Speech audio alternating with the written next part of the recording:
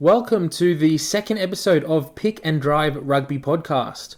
I am your host, Mitch Foster, and I'm joined again with Ando Anderson. G'day, how you doing? So thanks for joining us for the second week. It's great to have you back again. We've got a lot of rugby to talk about this week, and we've got a pretty cool show lined up for you. So just to remind you all of what we're doing and who we are, just our little tagline. We're two die-hard rugby fans having a weekly chat about all things Aussie rugby. Real, family-friendly and positive. So get involved. Get involved. Now, Ando, last week, first episode, it went well. I'm pretty happy with how things went. It definitely could have gone a lot worse. I was actually quite happy about it, so it's good. Now, I think we were a little bit excited before we sort of just launched into things, and we forgot something. Did we? What did we forget? We forgot to introduce ourselves. Yeah, that's a bit awkward, isn't it? Yeah. Okay. So I thought we would start things off today by just doing a little bit of an overview of who we are and why we love rugby. So Do you want me to start? I'll leave it up to you to start. Well, I'm honestly a pretty recent convert to the game played in heaven. I grew up playing football or soccer, and I still do. Shame. But hey, come on. Realistically, I still follow Liverpool. It's a good season to be a Liverpool supporter. But I have just grown increasingly dissatisfied with the celebrity nature of football, and particularly the lack of respect in so many aspects of the game. So I basically was looking for something different. I can count past 6, so rugby league is not really something I'm a big fan of. Yeah. And basically, that took me to rugby union. Yeah, cool. So I'm a massive fan of the Tars, as hard as it is right now. And because I've come to things new, I'm still pretty fresh and positive. Yeah. So I really want Oz Rugby to do well, and I'm loving rugby right now, despite the state it's in. So it's good times. That's who I am. Well, it's good to have a fresh aspect and view on things. So a little bit about who I am. I am Mitch, as I said before. I have been involved in rugby pretty much all my life. Grew up playing rugby around Sydney North, so a few different junior clubs. Played a bit of rep footy for Gordon and Colts. And then sort of gave it away when I was just out of Colts, really. Got a bit injured and that kind of thing. Mm-hmm. Sort of fell away from the game a little bit. Always still followed and supported it, but wasn't involved running around as much. And just in the last few years decided to get back into it, and I have just started refereeing. So fantastic. Yeah, it's been good putting my knowledge of the game into practical sense, and it's been really fun. So that's who I am, and I love the Tars, I love the Wallabies, I love all things Aussie rugby, and just love talking about it, really. That's why we're here. That's why we're here. It's really fun. All right, so this week we've got a few things we're going to run through. So first up, we're going to dive into some news from the week. Then we're going to talk about the games and sort of break them down. And then we'll have a look forward to next week and have a chat about who we think is going to win or how the teams are going to go. Awesome. Well, should we jump on into it with our spicy news update? Let's get into it. So the first piece of news that we're going to cover comes actually from Rugby Pass, who have told us about some worrying or potentially worrying movements from Kurtley Beale, Matt Phillips and Luke Jones. So for the first one, Beale, he is supposedly set to be signing for an unnamed French team. So Shock top 14. horror. Yep. And then Matt Phillips and Luke Jones, both actually really important players for the Rebels. Yeah. And they were in a Wallaby squad last year. They were. And in the team. And they're pushing for another selection this year. Exactly. Like Matt Phillips. Actually, let's get to that. Yeah. They are going to be heading to Pau, which is a French top 14 side. If you don't really know of Pau before, they're not up there with the likes of kind of Toulon, Toulouse or Racing. Yeah. But they have ex-Wallabies captain Ben Moen, who basically went there in the prime of his career when they were a second division side, and they've since gone up. They have Jesse Mogg, ex-Brumbies player, Colin Slade, Conrad Smith played for them, but he's now a coach there. So they've got some pretty good overseas talent, let alone all the French talent that they have. Yeah. So let's get some commentary. What do you think? It's always worrying when these reports come out that players are looking at leaving and going and plying their trade overseas. I don't really think that it's a bad thing for the players particularly. I think Beale has been struggling with form this year, particularly last year as well. Yep. with the new coach coming in for the Wallabies. Ugh. Both of them, actually. Yeah, for Waratahs and Wallabies. Yep. There's real chance that he may not even get selected. So he really needs to think for himself and put his name out there and see what's going to happen overseas and next. But Well, let's just pause on that for a moment. Cards on the table. You're picking a Wallabies 15 or 23 actually tonight. Who are you picking at fullback? Haylett Petty. Okay. Who would be second? I don't know. I don't know. Banks? Tom Banks? But yeah, Tom Banks is second, potentially. I don't know if Bill's in the form at the moment, but to be selected in that squad. Mm-hmm. That's exactly what I'm thinking. Maybe he makes it onto the bench as a utility back. Yeah. Maybe. But even then, but we his need form some hasn't injuries. been particularly good. We need some injuries for that, I think. Yeah. Realistically, if Hodge gets up to fitness and has a few good games, then I probably would be backing Reece Hodge to actually be on the bench. So I don't think with the new regime coming in with the Wallabies, I don't think he's really a locked-in Wallaby. No. Despite the fact that he has been an excellent servant for the game for many years, if we leave aside the occasional controversy. And I think from all accounts, he's a decent guy. I think all power to him. Go and make a final payday over in the French competition. You have a limited career. Go earn your money. Set yourself up. He just got engaged, didn't he? Yeah, he did. Yep. He did. The other thing too is that he's got the caps that he needs to still be selected for the Wallabies. Yeah, even if they don't change the Guiteau law. Under the Guiteau law, he's still eligible for selection if he goes over there. Do we know how true this article is? No, I haven't seen anything I mean, it's on Fox Sports and they've got some pretty good contacts, obviously, having been the main provider for a long time. Sorry, it's on Rugby Pass, not Fox Sports. But that's a big international... I did see it shared around on Fox Sports as well. So it first broke on Rugby Pass, and they're an international rugby coverage site. Yeah. And they've got a really strong stake in the European games. They do. So it wouldn't surprise me if it does come to pass. He's at the right age for it, right point of his career. Things aren't going great for the Waratahs, and that's probably not going to turn around this season. And look, I think it's a good thing for him.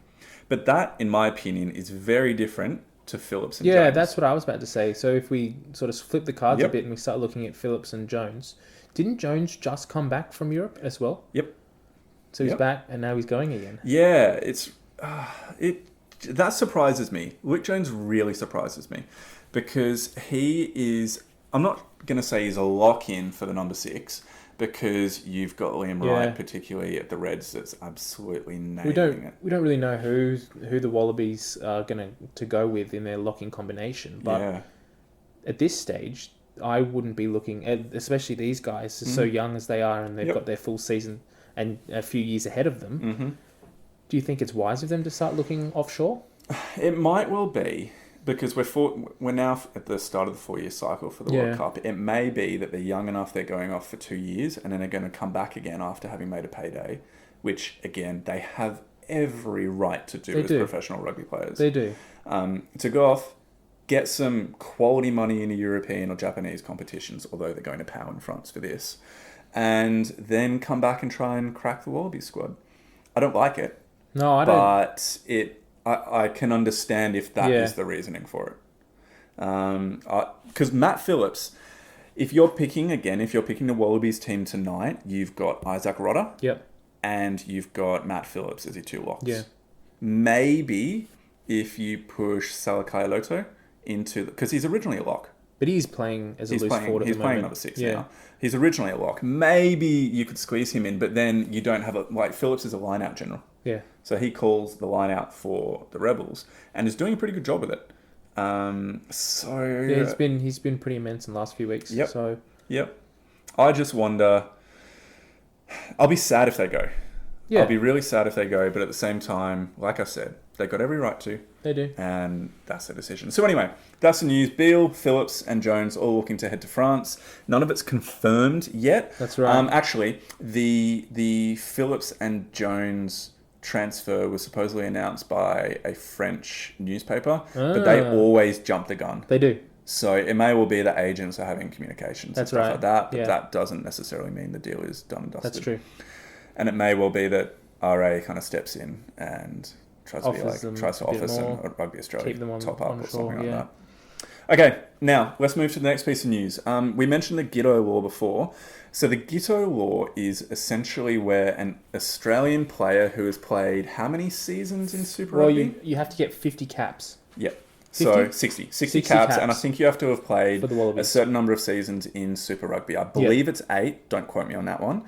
And if they've fulfilled those 2 criteria and they go overseas, they can still get called up for the Wallabies, which is why it's called the Guiteau War, because it enabled Matt Guiteau and Drew Mitchell, who were playing in France at the time at Toulon, to come back after really successful Super Rugby and Wallabies careers in time for the previous World Cup. So the Guiteau Law is being reassessed. What do you know of this?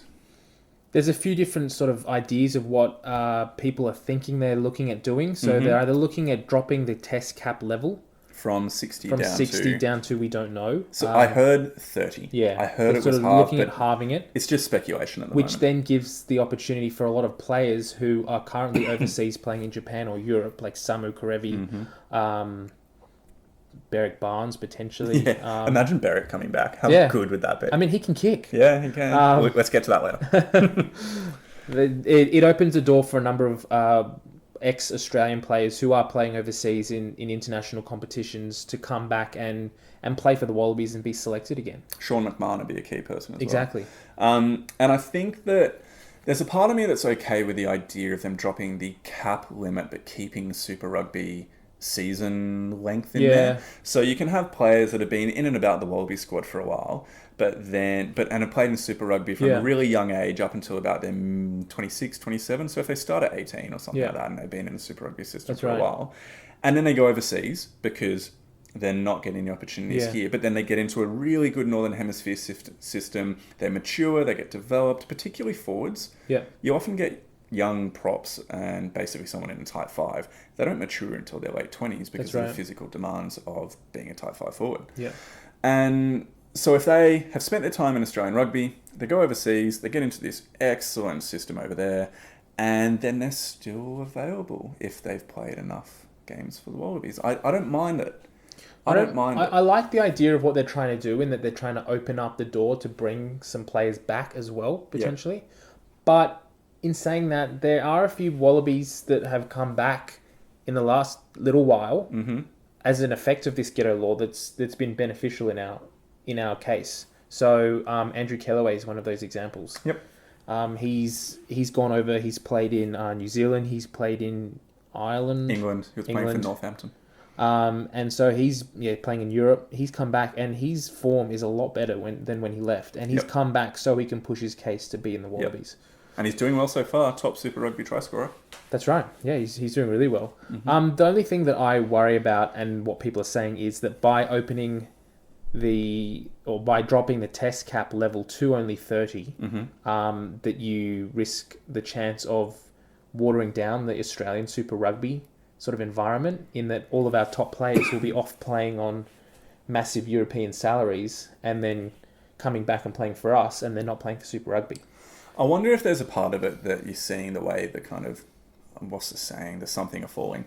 Basically, that RA is seeing that they just can't compete with the top European and Japanese money. They really can't. And they're recognising that they're going to be losing talent anyway.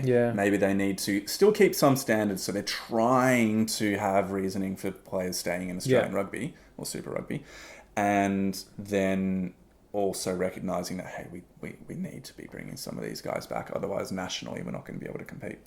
I mean, I think it's interesting that they've come out and said this, that they're looking at doing this, because the new coach, Dave Rennie, the first thing he said when he got here and was talking to the press was that he wants his players playing for Australian rugby, playing Super Rugby. He wants them playing here. He doesn't want to select players who are off playing European. It's a completely different type of game. If you're a back particularly, it's a completely different setup to it is in the Southern Hemisphere. So interesting to see if that's just media hype that they're doing this, or if it's actually going to come to fruition. Well, let's keep moving on. Yep. Otherwise, we're going to talk about the news for the entire time. We've got two more quick things, so let's just fly through these quickly. The first one, well, the second to last one that we're going to cover now is supposedly Dan McKellar, the coach of the Brumbies, is getting headhunted by Rugby Australia to be the forwards coach for the Wallabies. That's right. So I'll just quickly comment on this and then get your thoughts afterwards. Basically, you got Brett Harris talking about this, and you've also got Spiro Zavos, who writes for The Raw. And both of them kind of put forward the point that, number one, whilst Dan McKellar is doing a really good job since taking over from Stephen Larkham, the Brumbies actually haven't won anything yet. Not yet. They are the best Australian team this season. And they were the best Australian team last season. Yep. But they didn't win anything. True. So we just need to be wary of overhyping things, or overhyping him, when at this point you can't really claim that he's like a championship coach or anything. Now, that's not to say he's not a good coach, and that's not to say he's not doing a good job, but give him more opportunity to experience success on a provincial level prior to him stepping up as a coach when the Wallabies set up. That's point number one. Point number two, you take him away, then you're devaluing or taking away from the quality of the Australian Super Rugby sides. That's true. So he actually right now is doing a job for the Wallabies by being a really good provincial coach. Yeah. So by having a quality team, that is boosting the Wallabies. Because, again, if we were picking the Wallabies team tonight, we'd probably be picking about half of them being Brumbies players. So you can't claim that he's... Well, that's a really good point. I think that if you take him away from the Brumbies, what happens to the Brumbies? That's right. They've got a few other coaches underneath that potentially could step up. Yeah. But at the same time, and I think a player or a coach who's been overlooked by Rugby Australia for years and years is Laurie Fisher. Mm-hmm. Why are they looking at Dan McKellar when they should be looking at Laurie Fisher for the forward coach? 100% agreed. He's already the forward coach for the Brumbies, and they're the best forwards pack in definitely Australian Super Rugby, but potentially in all of Super Rugby. Like, they are doing really well. Mm-hmm. Well, let's see how that one unfolds, and let's move to our final story. It's a bit of an odd one. It doesn't come from Australian Rugby. It comes from the recent Six Nations game with England defeating Wales in a really tight encounter. Tight in many ways. Very tight. So, Joe Marler, squirrel grips, inspirational Welsh captain, Alan Wynne Jones. And if you don't know what a squirrel grip is, it is a grab of the testicles. That's right. Now, have you seen the footage of this one? Yeah, I've seen it all. Yourself? I saw it. Yep. I've seen it. I don't think you can be a rugby supporter and not see the footage of this. It's everywhere. And I think what has been really interesting about this is that it has really divided the rugby community. Yep. There's a lot of people that are calling for Joe Marler to be to face charges. Like, they're asking for the police to get involved. Get off it. Exactly. But okay. And on the other side, everyone Joe Marler is just a clown of the sport. He is one of the biggest personalities in rugby and has been for many a year. He's up there with kind of James Haskell for the level of kind of social media. Well, he doesn't have the same social media following, but he's almost got like a cult personality following. He's not on the socials, but he just, like, if you Google Joe Marler, there is some very, very funny footage of him just in around the game. He's a massive character. Now, that is not condoning him grabbing Alan Wynne Jones in that way. So I think that there's a couple of things to be considered here. Number one, he's obviously trying to rile up Alan Wynne Jones and get Alan Wynne Jones to punch him or something like that and then get carded. Yeah. Okay? Yeah. And Alan Wynne Jones said it in the post-match he's come comments. out and he said it. He basically said, so... It was really funny. A reporter in the post-match interview said to Alan Wynne Jones, would you like to talk about the incident? He's like, what incident? The incident where you were grabbed. Can you be specific? Where Joe Marler grabbed you. Can you be more specific? When he grabbed you in the testicles. Oh, that. So he made him spell it out. And he basically said, look, if I lash out and respond, I'm going to get a red card. Yeah. But I didn't, because this is my 138th game. I can control myself. And I'm the captain of the country. Exactly. And so he's basically saying there needs to be something. I mean, we have all these TMOs, we have all these reviews, and they didn't pick it up and nothing happened. And so I'm just... What's your opinion of this situation? What do you think should happen here? He needs to serve some type of punishment. And when I say that, I mean some ban away from the game. Yeah. Because if you don't... have some level of punishment, then you're condoning anybody trying to rile up another player by Yeah. grabbing an testicles. That's true. Yeah. But at the same time, there's the problem that he's going to face is the minimum charge, the entry-level charge for a low-level offence of grabbing and twisting someone's testicles is 12 weeks. Yep. Like, that's huge. It's massive. It's basically the end of the season for the English competition. Yep. I almost think that's too much, but that's actually the minimum that he could possibly get. The problem is he's done this before. Yeah. He did this a bunch of years ago. I can't remember the year. I can't remember the game. I'm sorry. Did he get fined for that? Or did he face some kind of Yeah, he did. disciplinary action last time? And so I was listening to the rugby, the Egg Chasers, and they were saying that, look, there are many things that go on in a field, Yep. particularly in rucks, Yep. that just don't get picked up. That's right. And so if you can get away with things within the limit of the laws and get away with it, then okay. It's the way that rugby has been played for years. And I would have very little idea about that. Yeah. You might have a better idea. Yeah. But realistically, he was an idiot. He did it in such a way that It's it could be very seen. obvious. It's It's so everywhere. obvious. And he's going to cop a hefty punishment because of the outrage brigade that's going to jump all over this. And I wouldn't be surprised if we see more than 12 weeks. Yeah, I think, personally, I think it's been blown out of the water Yeah, a I bit. think so. It was, I don't know if his intent was to start a fight or to be hit particularly, but I think he was just trying to have a bit of a laugh. He's that kind of character as well. Probably didn't go about it the right way, but... And there's a lot about the kind of macho rugby culture which kind of condones this. Yeah. So Exeter Chiefs in the Premiership had this thing for a while where after somebody scored a try, there would be I won't use the language, but there would be a slap to the privates for the person that scored the try. And it was a really well-known thing that the Chiefs did. And then they got caught on it on live TV and it made a big thing. And so what they started doing is getting into a circle, like a little huddle. Oh, I didn't see this. Afterwards. This is two or three seasons ago. So it seems to be something that's a part of rugby culture. But the problem is international stage, incredibly obvious, not with the opposition player trying to get a rise. Yeah. I think we've spoken about this enough. Yeah. Let's move on. Let's put it to bed. So now we're going to move to the review of the Aussie games. Well, the first game we're going to look at today is the Sunwolves and the Brumbies. Mm-hmm. This was played down in Wollongong at 2:45, changed from being played in Osaka due to the coronavirus. Yep. So this was a bit of an anomaly for Super Rugby. First time we've seen two games played back-to-back on a Friday afternoon. At 2:15 p.m. kickoff.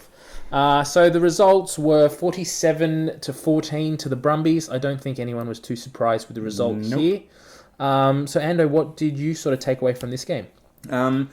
Look, realistically, the Brumbies were clinical. They got the job done. They got the bonus points. So that's making them obviously sit at the top of the Australian Conference. They're doing the best out of all the teams because of the consistency of the way that they're playing. That's right. And a large part of that is just set up by the forwards platform. Oh, yeah. They have the strongest pack in the Australian Conference. Probably pretty closely matched by the Reds. Yep. But the Brumbies are probably the more consistent because they're more experienced. That's right. Yeah. So those are my initial thoughts. They deserved the win. They got the bonus points. Job done. The Sunwolves were good in patches, but that's me being generous. Yeah, that's right. The effort that the Brumbies put in was kind of what I was expecting to see. Mm-hmm. Clinical just around the field in general. As you said, their forwards were doing what they needed to do. They were winning clean ball. The backs were running through holes, making gaps. One person that I was really impressed with in this game was Rob Valentini. Yeah, cool. At number 6. Yep. He was everywhere. I didn't actually catch the whole game. I was at work at the time, and they caught the replay. But from the tries that they scored, it looked like he had a touch in at least 3 or 4 of them. He was making gaps. He was breaking tackles. He was just everywhere. He's having his best Super Rugby season so far. And I'm really impressed with the way. So he had 86 run meters and 4 tackle busts, which is really, really impressive. So he's doing... And he got himself a try as well. Yep. So he had a really strong game. I'm keen to see him progress across the rest of the season. Yeah. Because we're looking for a dynamic and mobile number 6. We are. So Salkai Loto, he's a lock, in my opinion, playing number 6. Really? Yeah. But if you think about it, you want your number 6 to have a fair bit of mobility, particularly on blind side defence off scrums. And he just seems to be 1 or 2 steps a little bit slow because he's such a powerful man. Yeah. And so I just worry that... Well, I don't worry. I think that Valentini is a more mobile option.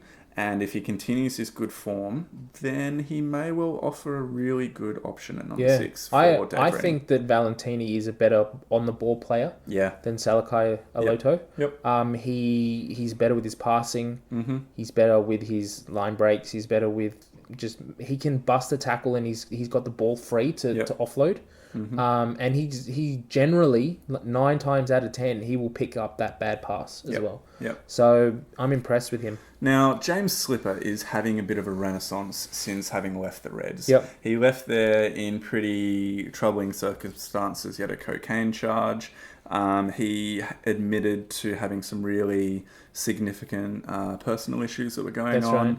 And he basically spent some time away from the game, sorting his personal life out. Yep. And since moving down to the Brumbies, it's almost like it's a second lease on life for him. Yeah. And he is doing incredibly well. So I am excited for our front row. Yeah. Well, I'm excited for the Brumbies front row because it's basically the Wallabies front row, except for maybe Hooker. But who? I don't know. Oh, come on. I don't know. Who else? I don't know. Who else? Tupo. I don't think he's pushing for a start. I do. I think. Sorry, that's wrong. I think he's pushing for a start, but I don't think he's edged out. Okay. Because I think Alatoa might well be captain. But Tupo brings the running game that CO doesn't have. Yeah, true. And he's still strong in the scrum. I reckon he could do 40-40. First 40 CO, second 40 Tupo. Yeah. Another player, and we'll talk this a bit more when we get to the Reds game, but another player that I think in the front row particularly has been really, really good this season. Yep. And I don't know if he's eligible for the Wallabies, but JP Smith. Yeah. He's been huge. Yeah, he's been playing really, really well. We'll have to check out his eligibility and comment on that. Because I do know that him and his brother are South African heritage. Yep. Ruan. But we'll see, because he's having a good impact. And they've played for the Reds for ages. I mean, Ruan's down at the Rebels now. Yeah. But did you enjoy Tupo's Instagram stories? Oh, they're brilliant. So he and Ruan Smith last season were like room buddies and stuff, and would travel together all the time. And Tupou would just always jump scare Ruan Smith and film the entire thing, and their reactions were golden. He does this thing where he has this high-pitched sort of squeal and dance number that he does when he's scared. It's hilarious. You have to check it out. Anyway. Okay, so other players for the Brumbies I thought played particularly well. Ryan Lonergan is killing it. Yeah. So supposedly Joe Powell was given a bit of a rest for this game. Okay. So he was on the bench. Yep. But they wanted to give Lonergan a chance because he played really well off the bench in the previous 2 games. But Lonergan took the chance, scored a try, and just absolutely...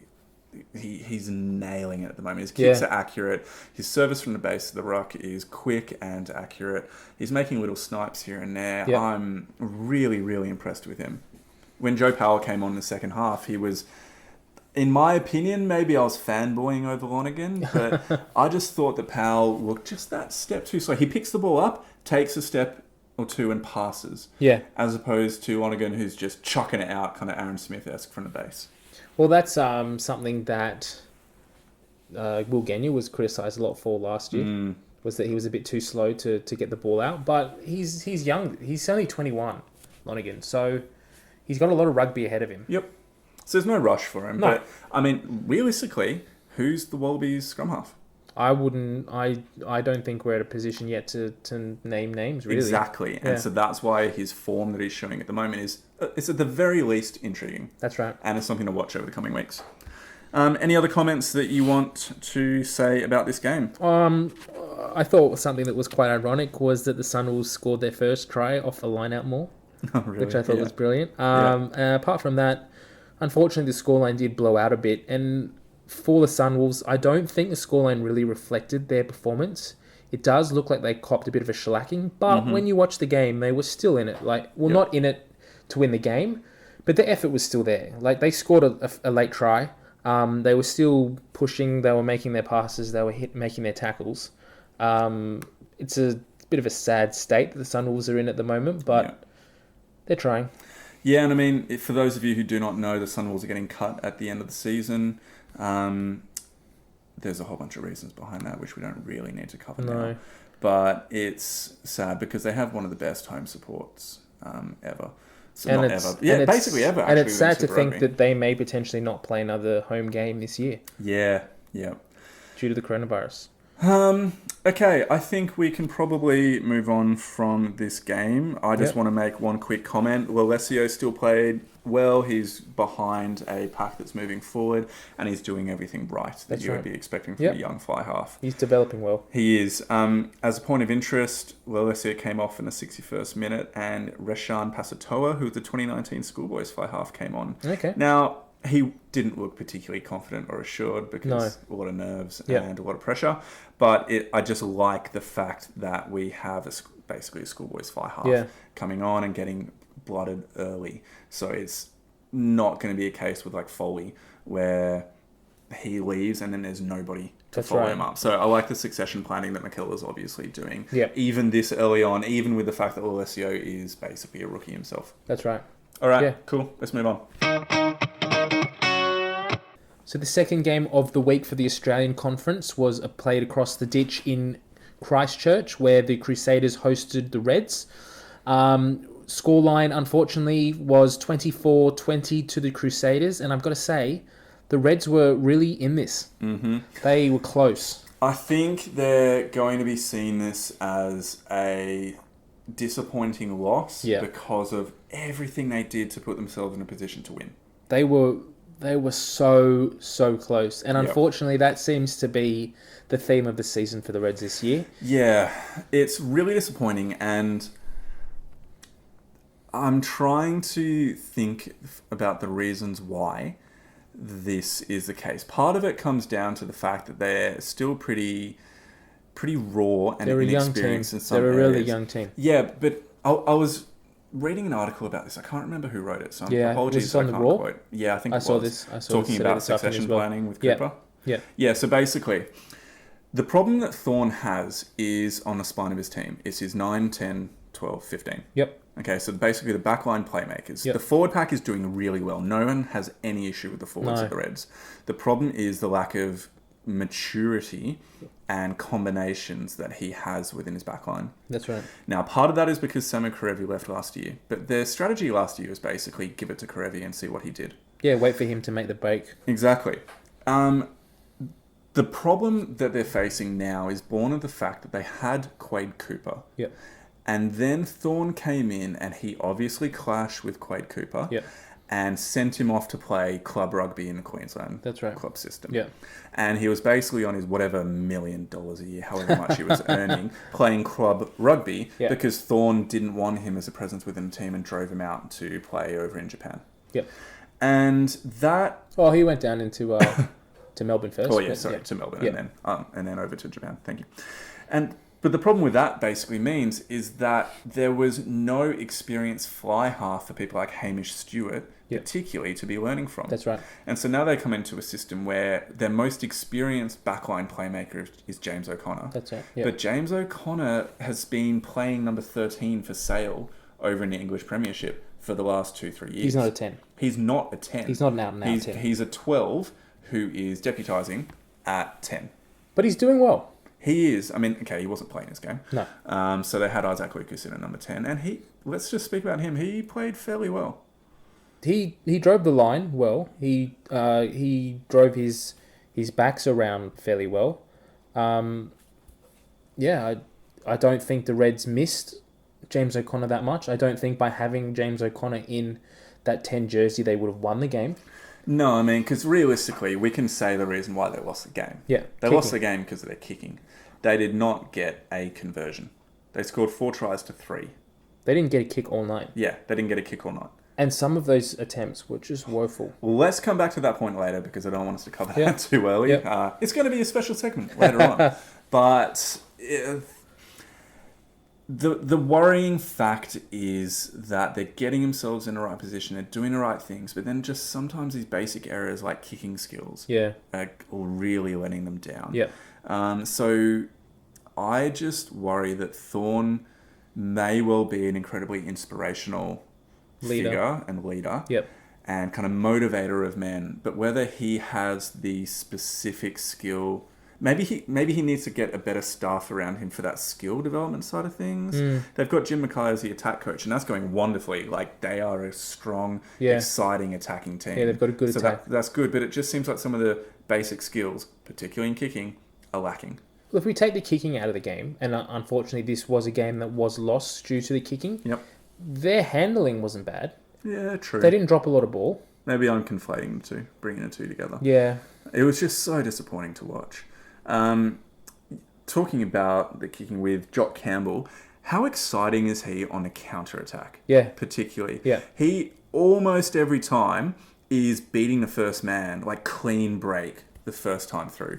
He is an incredible runner and returner of the ball, but the thing that's massively letting him down is he's chosen to be the kicker for the competition, or for the Reds at the moment, and he is not doing well with his kicks. One of the things I noticed when I was watching this game was that they had a very New Zealand style of rugby that they were playing. They scored a lot of their points off counter-attack, which was good to see. It's good to see an Australian side that's taking the initiative to have that set up whereby when they turn the ball over, they're looking to run it. And they're looking to find that space.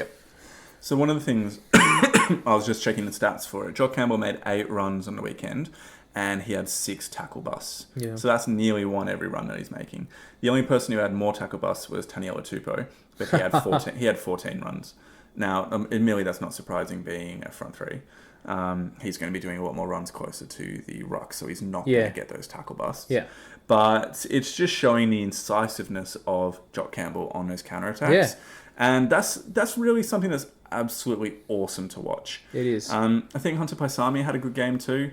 He really continues to impress with his ability to just cut back against the grain with these really hard underlines. And I'm kind of looking for him over the next month or so to keep doing that. And but maybe to add maybe a better offloading element to his game. Maybe a bit more of a step rather than just trying to run over the top of people. So I like what he's doing, but I just hope that over the coming games he'll try and be a little bit more nuanced about how he plays when the occasion requires it. That's right. So he's got that ability to break the line as Samu Krevi used to have, but maybe looking for that offload once he has made that line break. Now, another player that I thought really put his hand up, and a lot of people are talking about on the socials, is Harry Wilson at number 8. Yeah, he was huge. He was absolutely huge. He made 24 runs on the weekend. 24 runs.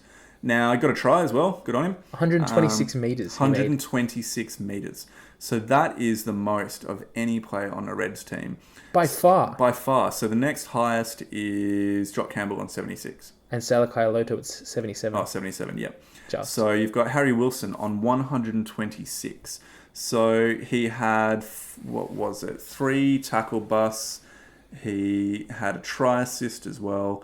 He had an incredible game. And I personally think it's too early for Wallabies commentary.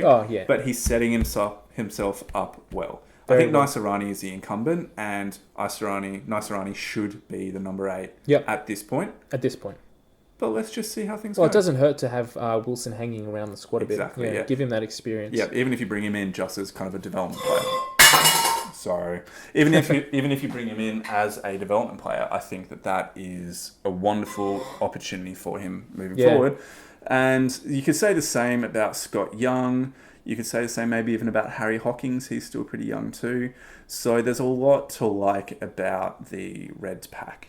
Now there's another thing to look at here, just looking at these stats alone. A point I made earlier about them being quite a mobile pack or a mobile team. This is a really mobile pack. Look at the run meters that they've made. Salakai Loto at number 4, 77 meters.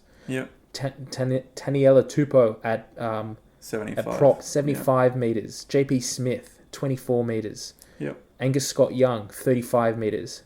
Harry Wilson, 126 metres. Like, these guys are making some ground. Mm-hmm. It is great to see an Australian forward pack that is running the ball. Yep. I am really excited about where they're going. I kind of count them as like a good version of the Waratahs. I don't expect the Reds to win this season, and I don't expect them to pip the Brumbies for the conference. Well, unfortunately, I think we're round 6 this week. Yeah, and they're 5-1 now. And they're 5-1. Yep. So they've been in it, and Yep. they've been close Yep. a number of times, Yep. but they just haven't been close enough. Well, with that being said, why don't we move on to the next game of the weekend? So the next game of the weekend, actually on Friday as well, was the Waratahs versus the Chiefs. It was a home game for the Waratahs, being played down at Wynn Stadium in Wollongong, which I've heard described many times since as Lose Stadium, because they got pumped 14-51. They got smashed. And you know what just made it even worse, Mitch? Was that we were winning at half-time. I know. And the Chiefs came out really strong at the start of the first half. We fought back, had a really good second quarter, went into the sheds in the lead by 1 point, and you just thought, maybe, just maybe, we might come away with this game, or at the very least, it could be close. But, dear God, no. No. I think as a Waratahs fan, we've been in this position before. Yeah. In this position we're currently sitting in a lot, being thumped by a Kiwi side, but also being up at halftime and thinking, we've got this. Well, And then to let in 34 unanswered points. let's take a step back from that devastating second half. So it was Kurtley Beale's first run out as captain of the Tars. 147th game for the Waratahs and first as a captain. So congratulations, Kurtley. Sad that it was such a rubbish second half. I was hopeful going into this game. The Waratahs had not beaten the Chiefs had not beaten the Waratahs in Sydney since 2007. Yep, and they had an 80% home win rate, the Tars. Now, the Chiefs came into this game with no Damien McKenzie. He was being rested for All Black duty for some reason, considering we're only like 6 rounds in and they already had their bye. Whatever. And the Chiefs also had 8 changes from their team last week. And yet they started incredibly strongly. Now, there was this moment right at the start of the game. First minute of the game. Yep. The Chiefs' number 8, whose name in this moment I can't remember. Actually, do you have his name? Sowakula. He makes a run. Pretty sure it's off the kickoff. He gets tackled. He lets go of the ball, gets up again, picks it up, keeps going. Yep. Now, that is legal. Yep. The thing that annoys me is that, in my opinion, his ankle was still being held when he tried to get up, or when he did get up. And it's really annoying me how much that tactic is being used when players are still basically, they've made the tackle, they're hanging onto the legs, or they've just let go of the leg, and now they're rolling away to get up and rejoin the defensive line. Yep. The player just gets up and goes again. Yep. And I'm like, come on, the tackle's been affected. Yep. He's been held, he's been released. You shouldn't be able to get up and pick the ball up and then make that run straight through. That's right. So that's just a small point. It's happening a little bit more. I don't mind the fact that it's a tactic, because it means that the defensive line needs to be a bit more condensed to be prepared for that. But it's just a little bit cheap in my mind. I don't know. There's a little bit about it that rubs me the wrong way. In saying that, the reason that happens is because there is no defensive pressure at the breakdown. Yeah, okay. Yeah, sure. So this is one of my key takeaways from this game, is that the Waratahs had next to no presence at the breakdown. Just before we recorded this pod, I went through and watched the Waratahs highlights again, because that was the thought that stuck in my mind after the game. And I thought, I need to check this to make sure it's right. And it was. The Waratahs hardly ever went in at the breakdown. They just let the Chiefs have every single breakdown. There was no contest at all. Yep. Now, I understand if early on in the game you're going in to the breakdown and you're getting penalised by the ref, so you pull it back a bit. But there was just no effort from the Waratahs to contest at all. It was lazy. In the second half. Like in the first half, it wasn't as bad. But in the second half, something just It got worse. Yep, big time. So like we said, the Waratahs went into the sheds 14-13 ahead, and then they came out The penalty count was 6-5 in favour of the Chiefs. It was actually 6-1 at one point, which was pretty worrying, but then it did even itself out. The thing that absolutely killed the game off was 2 tries within 2 minutes, the 42nd and 44th, to the Chiefs' number 9, Brad Weber. The first one was through the middle of the ruck. Horrific ruck defence, which is exactly what you're just speaking about.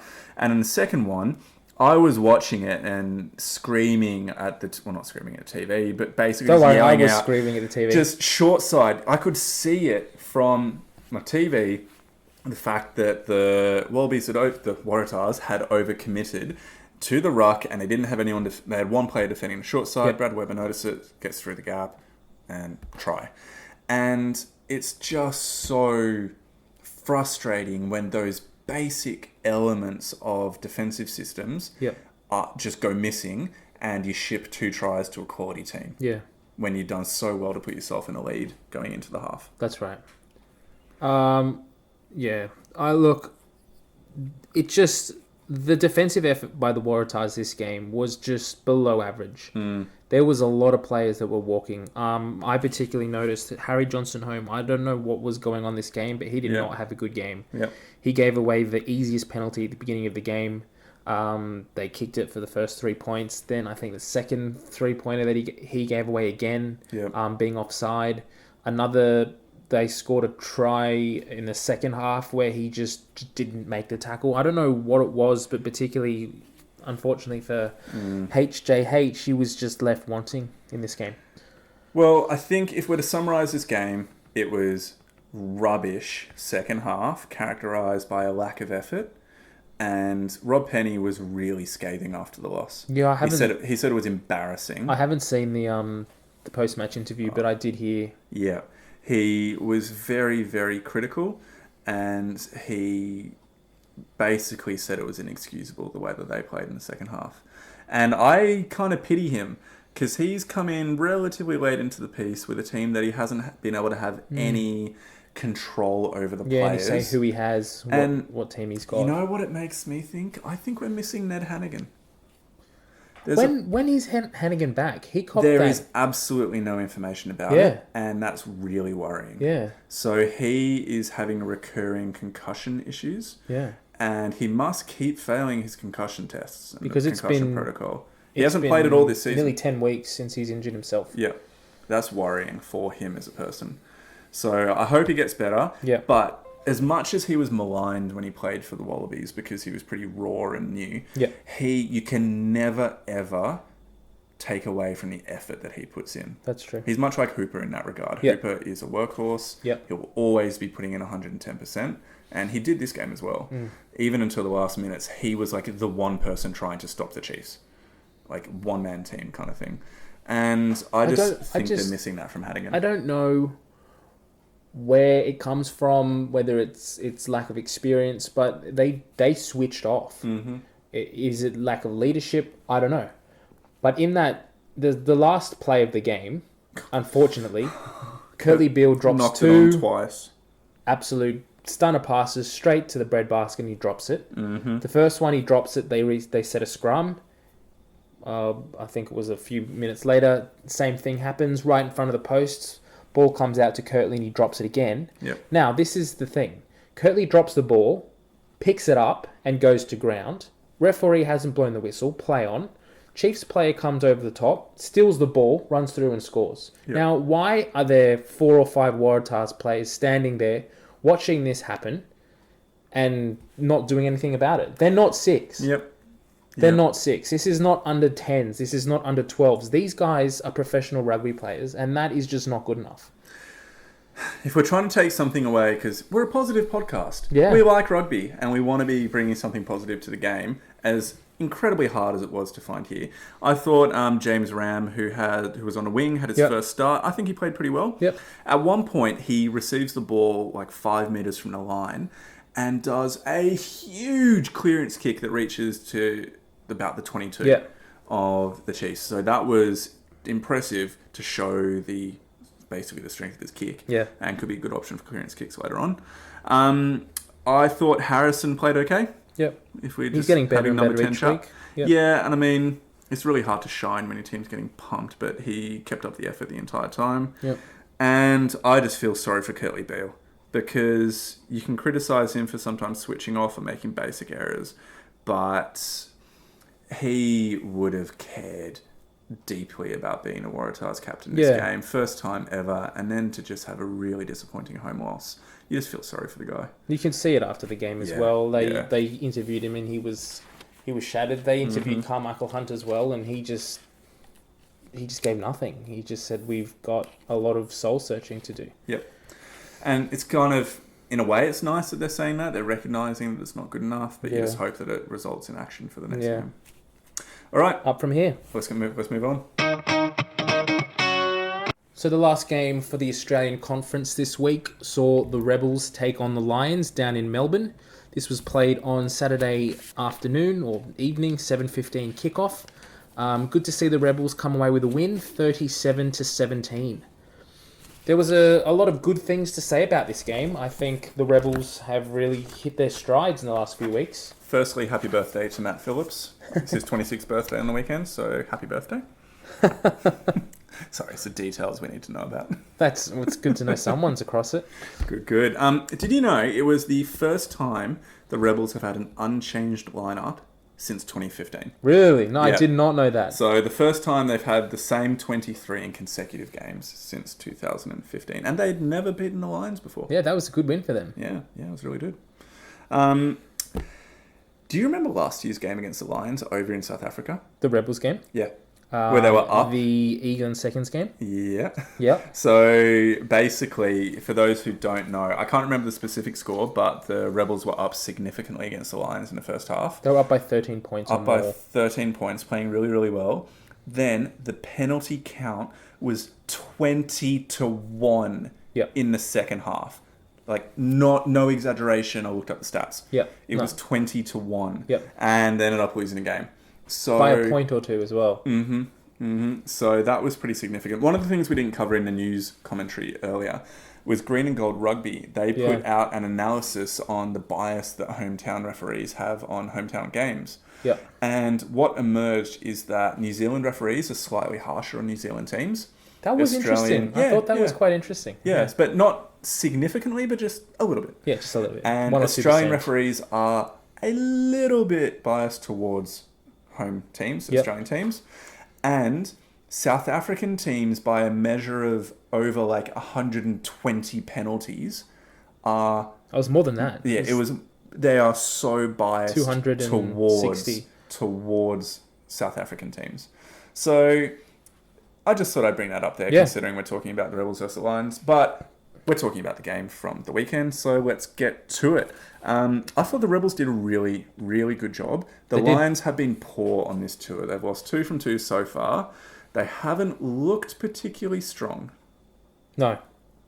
They're not the team that competed and base.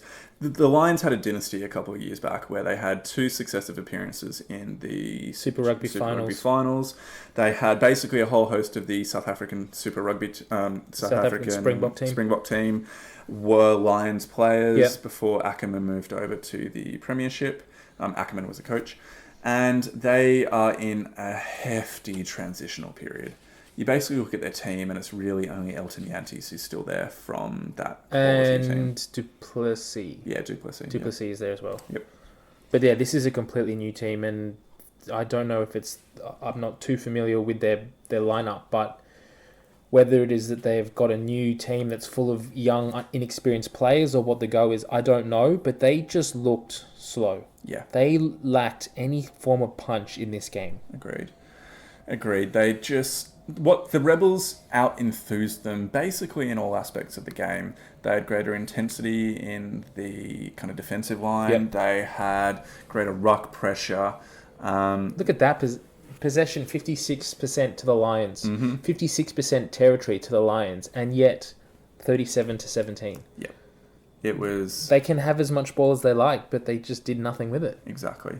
And what really you kind of see from those stats as well is way in which the Rebels have obviously been working hard on their counter-attack game. Yeah. Particularly off kick receipts from just kind of like a midfield bomb Yeah. or something like that. Or turnover ball lines, kick it away, and then the Rebels are looking to counter-attack. Well, as we said broken last field week, game. Dane Haylett-Petty is looking very comfortable on that high ball. Yep. He missed one.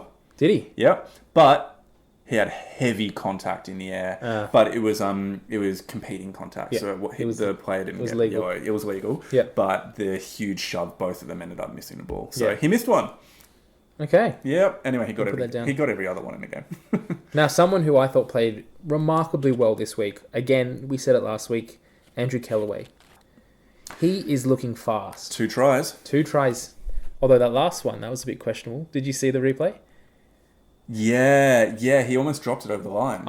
Anyway. He was wiping his brow going, whew, Yeah. when it was given on replay. I think he thought that he dropped it. Yep. But he's just making holes all through the Lions' defence. He was just punching through, and his speed onto the ball has been remarkable. Yep.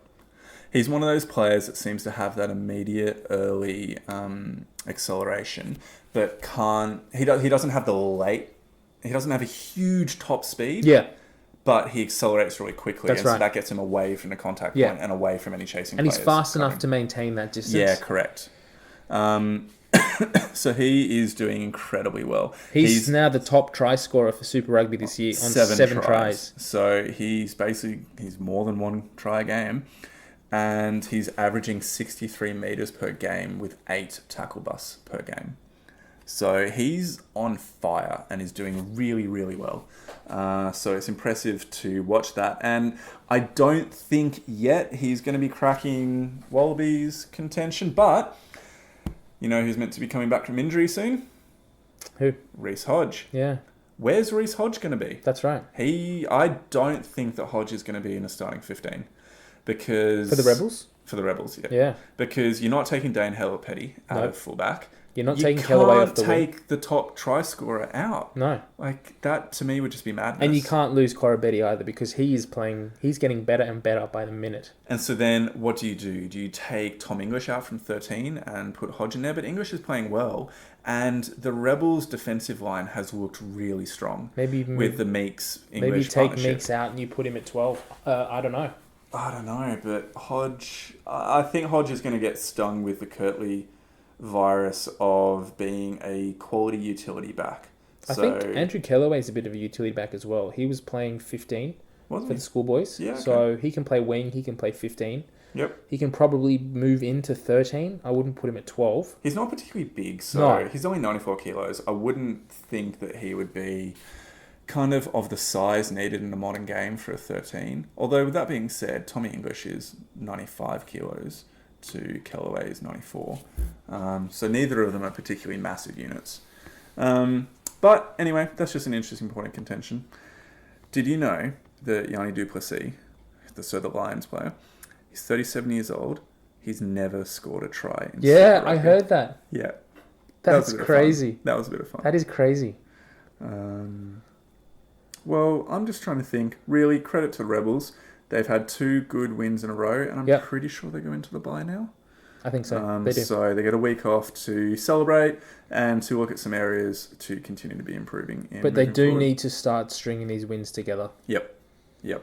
And I mean, we'll get to that when we talk about some of the games moving forward and seeing who the Aussie teams are playing. But it looks like at this point the Rebels are the only realistic contenders to be challenging the Brumbies for the top spot within the conference. Unfortunately, I don't see them getting anywhere near it. I don't see it either. The Brumbies are so far ahead, and they've got bonus points from the last few games as well. Correct. So. Correct. But if anybody was to, the Rebels are the only ones that are possibly in with a shot. Okay, let's move on. So now is our chance to have a bit of a yell, get a bit angry about our current state of the game in Australia. So we're having our weekly whinge. Now, this week, we alluded to it before, but we have to talk about it. Australia's very poor kicking game. It was pathetic. Now, in anything I'm about to whinge about or have a go at, it is not about the person. Okay? They kick better than I ever could, so I want to make that really, really clear. But these are paid professionals, and yet the Reds on the weekend did not kick a single goal. Penalty or conversion. And they had 3 different people having a go. Yeah, they had 3, and every single person missed. And they were all bad. Like, Malua took one, it was rubbish. Jock Campbell took a couple, they were horrible. And then who came on at the end? Hegarty. It was rubbish as well. All of them were bad. They would have won the game. A win away from home against the Crusaders if they could freaking kick sticks. It's massive. And that's a problem that we're seeing across the Tars. It's a problem we're seeing hugely at the Reds. Jock Campbell is not a frontline goal kicker. No. He seems to have been selected for it, but he has kicked poorly every single game that he's been the main kicker. The only shining lights, and there needs to be some shining light, I might throw this over to you if you know who I'm thinking of, at the Brumbies. Ryan Lonergan. Yeah, I don't know who you're going to. 100%. 100%. Has he? I did not know that. Okay. He's absolutely killing it. Yeah. So at least he kicked 100% on the weekend, and he's had a really high percentage the last few games. He hasn't played full minutes in the previous couple of games. Yep. He's come on in the last 20, but in a couple of clutch matches, he has got some really high pressure penalties out from the side, and he has a beautiful technique. And there's actually Dan McKellar has spoken to the fact that he really prizes his goal kicking as something that sets him apart from the other number 9s, particularly Joe Powell, because Joe Powell doesn't kick. No. So that's just awesome to see. But, seriously, Australian rugby, what is going wrong? Why is it that we can't do this? It just doesn't make any sense. These guys are out there getting paid to play rugby. Like, they spend all week training. They should be out there just kicking them from everywhere on the field. There is no excuse for not being able to kick the ball over the black dot. At least, 70% of the time. The minimum. Well, I don't get how rugby league players do it and have an average. Like Hazem El Masri, we mentioned it last week, was 90% plus, and then we have Australian Super Rugby kickers at 50s. That is just pathetic. And to think that the Reds would have beaten the Crusaders at home in Christchurch had they kicked 2 penalties. Yep. 2 conversions. Yep. 2 conversions lost in the game. It was 4 points. Yep. It's mind blowing. Well, and it's something we really need to look at going forward, because when we play Ireland in June and July, it's going to be a penalty first. We are going to get absolutely out-kicked if we can't kick a penalty. Exactly. Well, there is a shining light, even though we're annoyed at this. There is a shining light, and that man is Ryan Lonergan. So thank you. That makes me feel better. Actually, Matt Tamu is doing pretty well as well. Yeah. He is probably the best, and he's going to start number 10 for Wallabies because he can kick sticks to a decent level. Yeah. All right. I feel a bit better now that I've vented about that. Thank you, Mitch. Moving on. Well done, everybody, on reaching the end of the podcast. This is our final section where we go through the predictions for the following week of games. So coming up is round 7 of Super Rugby. And the first game involving an Australian team is the Reds versus the Bulls at Suncorp Stadium on 14th. Now, the Reds are currently sitting on 8 points in 10th position on the ladder, and the Bulls are sitting on 6 points in 11th. So, Mitch, thoughts? This could go either way, really. The Bulls are coming out from South Africa this week. The Reds are playing at home. I think this is their 3rd home game in a row. Oh, wait, no they were in Christchurch last week. Yep. Bit of travel for both teams, but let's see. I want to say this the last few weeks. The Reds have been so close. They've been so close in so many of their games. Is this the week that they're going to finally break that duck? Yep. I'm going to lock it in. I'm going to say let's go for the Reds, and I'm going to say by 3 points. We're ever hopeful, and we're going to kick something, sure. We'll see. I'm ever hopeful, and I think the Reds are building towards something. Like the Crusaders game, they played well. They did. They really did. So I'm confident they can get it up against the Bulls, because the Bulls have not been good this season. No. So I think Reds, and I'm going to say by 10. 10? 10. Okay. Well, it's not that many. Come on. It's only a trying bit. Now again, I'm assuming they kick something. That's true. Maybe I'm being unrealistic. Or maybe that's 2 tries. They just don't convert. And they don't convert anything. Yep. Now, the second game of the round for an Australian team, technically an Australian team, is the Sunwolves versus the Crusaders. This, again, is being played in Suncorp. It's actually being played before the Reds game. Yep. We've got the Sunwolves currently on 15th spot with 4 points, up against the Crusaders, who are in 4th spot on 18 points. There's only one way this game is going. This is going to be a bloodbath. This really is. By how many? If the Crusaders don't score more than 80 points, I'll be surprised. Really? Yeah. Okay, I don't think the Sun Wolves are that bad. But this Crusaders team... Yeah, they're good. The Reds put 60 on them. That's true. The Reds game was sparkling, though. That was... In my mind, that's an aberration of quality. Like, everything they tried came off. Yeah. I personally think by 50. 50. Now, obviously, that's still a crap load. Yep. But it's a little bit more conservative. Anyway, so let's see how that one rolls out. Now, next up, we have a derby game in the Australian Conference. You have the Brumbies versus the Waratahs at GIO Stadium. And the Brumbies currently top of the Australian Conference and third overall on the ladder, and justified. It's not third because they're the conference leaders. It's a real third on 18 points. And the Waratahs are languishing in 14th on 5 points.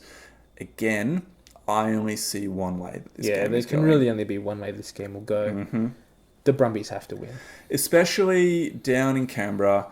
It may well be wet, it may well be raining and cold, and if that's the case, then the Brumbies forwards game is just going to overpower the Waratahs. Well, how many times have we seen it this year? The Waratahs do not play good, wet rugby. Correct. So let's see how that goes, but again, I'm looking at the Brumbies, I reckon by 3 scores. Yep. Roughly. I'm going to say 20 points or more. Okay, cool. Well, that's the games for the following week. Mitch, over to you. Well, thank you for joining us for our second week of the Pick and Drive Rugby podcast. We will be back next week where we'll be chatting about all of the predictions and the games that we just spoke about. So thank you for joining us, and we'll catch you then. Catch you then. Thank you for listening to this week's episode of Pick and Drive Rugby podcast. You can follow us on social media at the following outlets. Follow our Facebook page at Pick and Drive Rugby Podcast. Send us a tweet at pick_drive rugby. Follow our Instagram at pick_drive_rugby. Or send us an email at pickanddriverugby@gmail.com. We'd love to hear any questions or feedback you may have, so get in touch. Thanks again for listening, and we'll catch you next week.